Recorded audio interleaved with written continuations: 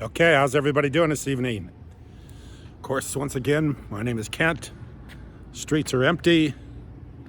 The black AMG Mercedes back there is mine. So outside of that one car that I drove here, we're pretty much in the clear. So we have no traffic.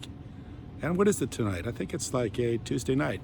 So there's not even anything going on Tuesday night. I think we're about 10:30, 11 o'clock. So literally the streets are clear as they've been for quite some time. I hear now that they're kind of starting to talk about getting back into some opening some businesses, but I think it's going to be down for quite a while. Like I say, I think mid-June, July, mid-June, late July, probably sometime we're going to see some normalcy, but maybe not. Never ever will we be normal again, because everybody's going to have a certain amount of paranoia about being around other people. I think these pandemics are something that's they're going to come in waves.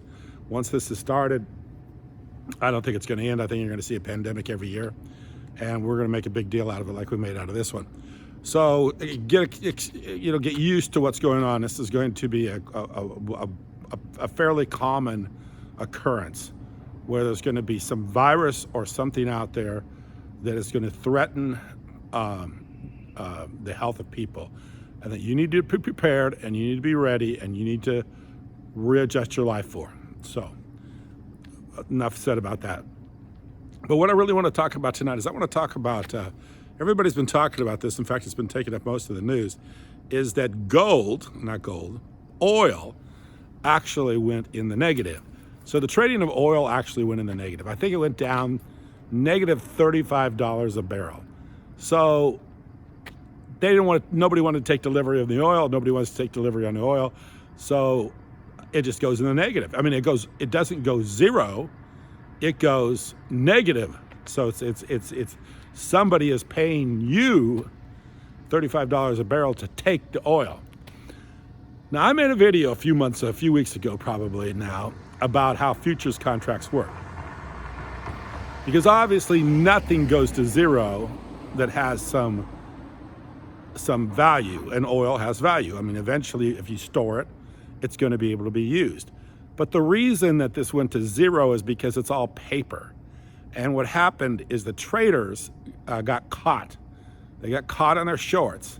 So they got caught and they didn't want to take delivery. So they actually sold the contracts before delivery, because if you hold the contract, you have to actually take delivery of the oil.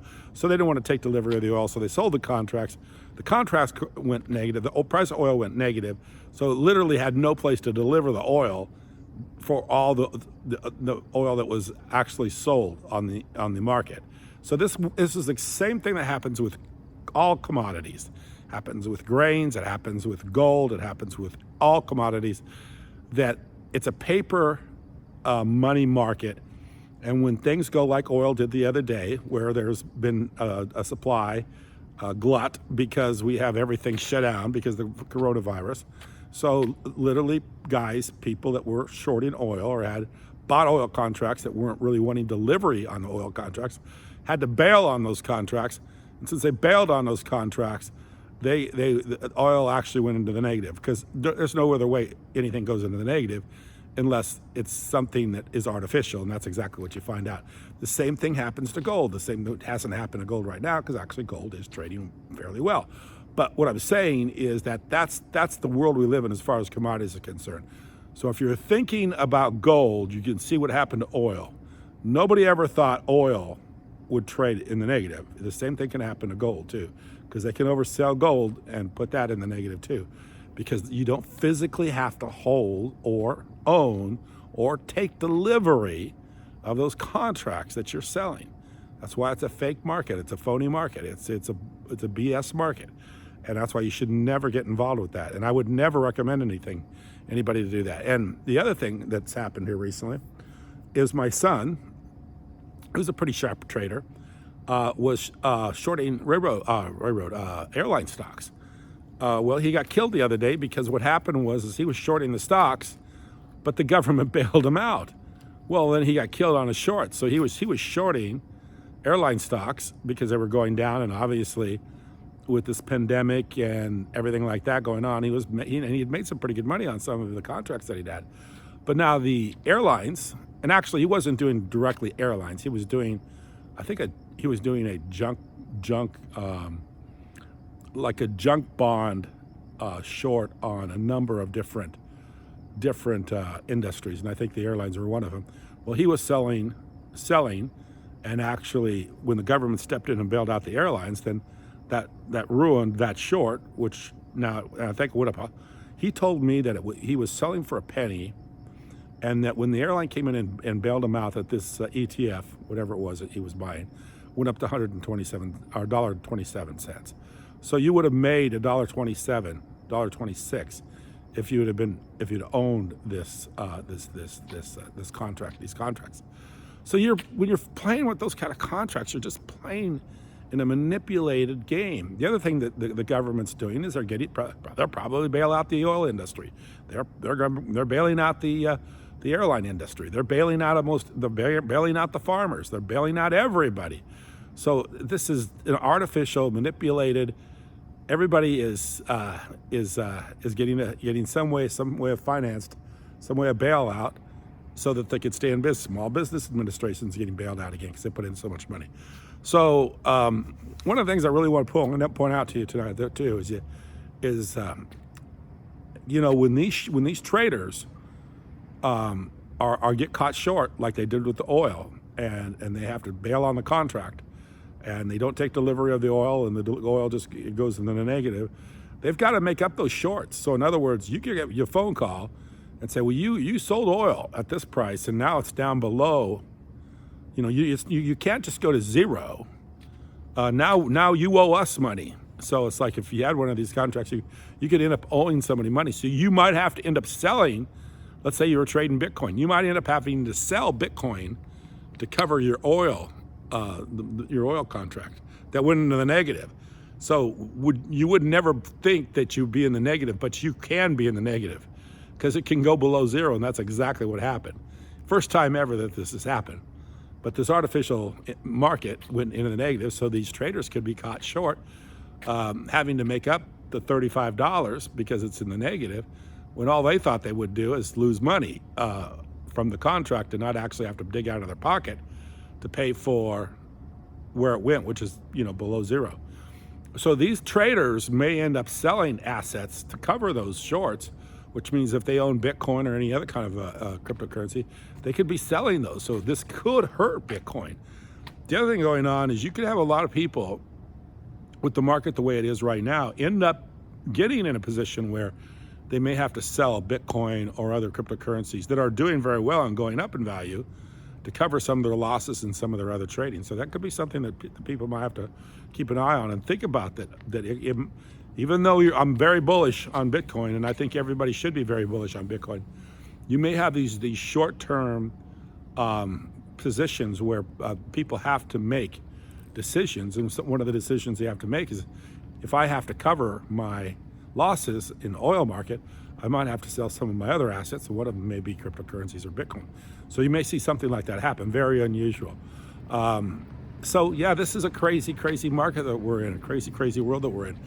Somebody asked me about that the other night. They asked me about the fact that if I was negative commodities because they could be shorted, as you will see with the oil today, and you could also short Bitcoin.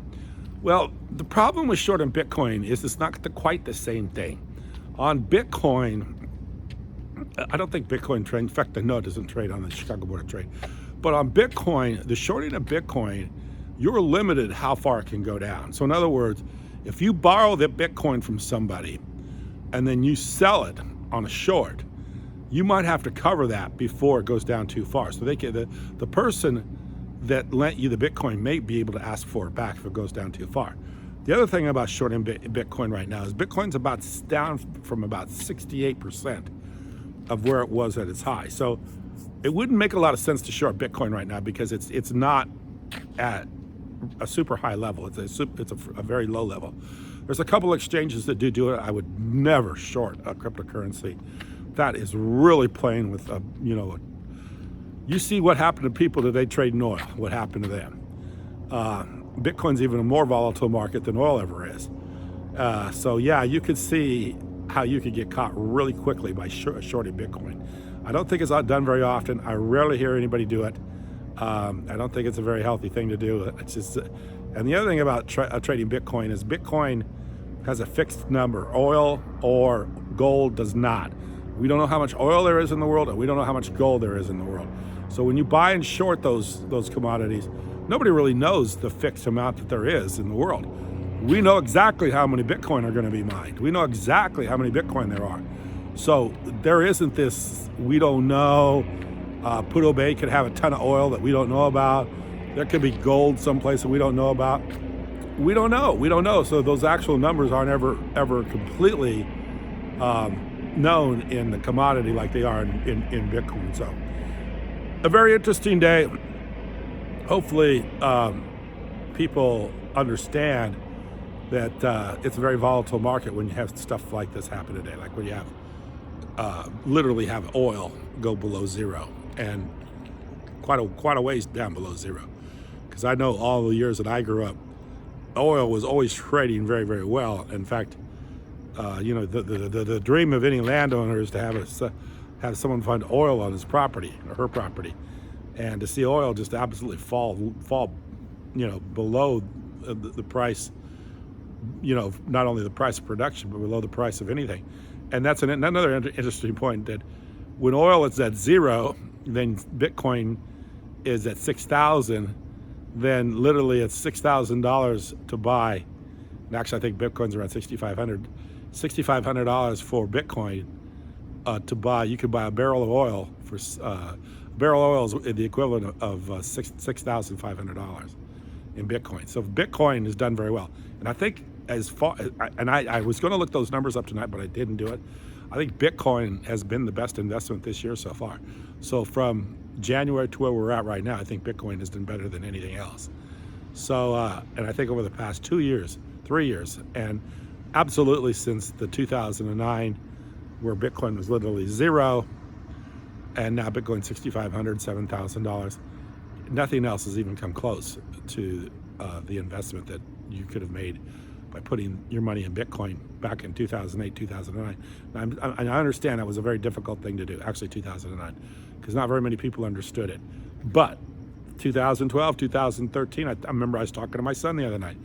I was talking about, I bought some Bitcoin here recently, and I didn't hit the very low, and I was kind of upset about it. And he said when he started buying Bitcoin, I think he was very, very upset because he couldn't get it for under $200. I think he was buying Bitcoin for like 120, 130, or actually he was doing 120, 130, and then it went up over $200. He was really upset because he missed out on $200 Bitcoin.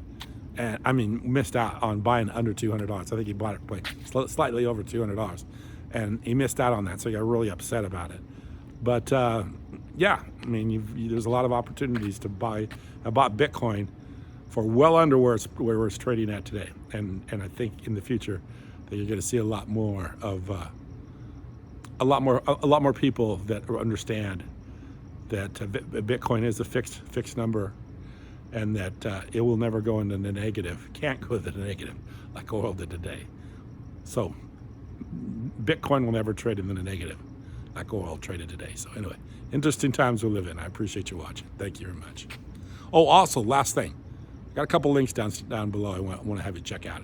I never ask people to subscribe. I never ask people to like. I never ask people to comment. I like to have people comment. More than anything, I'd like to have you comment because I like to read what people say. But I don't make a living from this channel. Obviously, you can see I don't have tons and tons of subscribers. But I do have a couple links down below. I'd like to have you take a look at it. I really appreciate it. Thank you very much.